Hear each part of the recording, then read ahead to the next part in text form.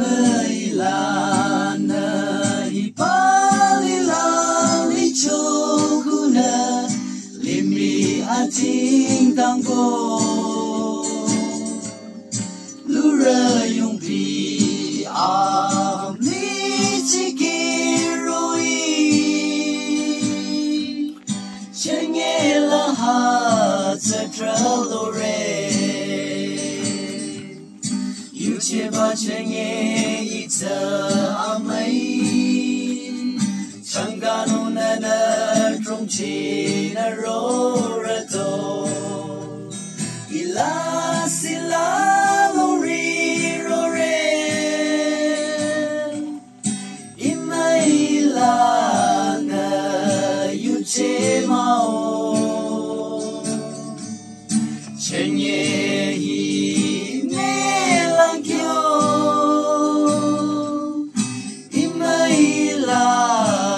Changare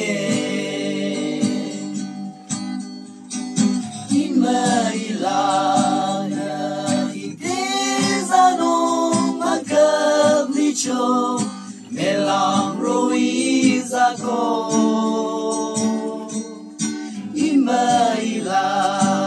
Itezana Linongta Ina Chami Cholirado Yuche Pachenye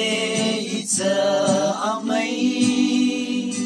Changano Nada Trongchi Naroredo Ila Sila Lori Rore Imailana Yuche Mao Chenye melangyo Imaila te changare Imaila na te achanga salam na Nakate delina Kanyang lite ko Wasinarang chide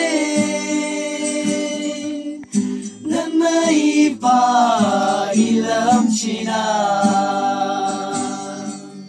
Yuche pa chenge itza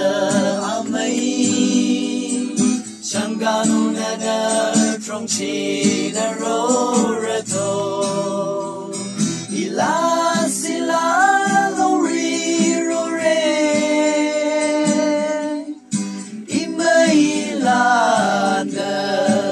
Yuche mao Chenye melangyo Imaila te changare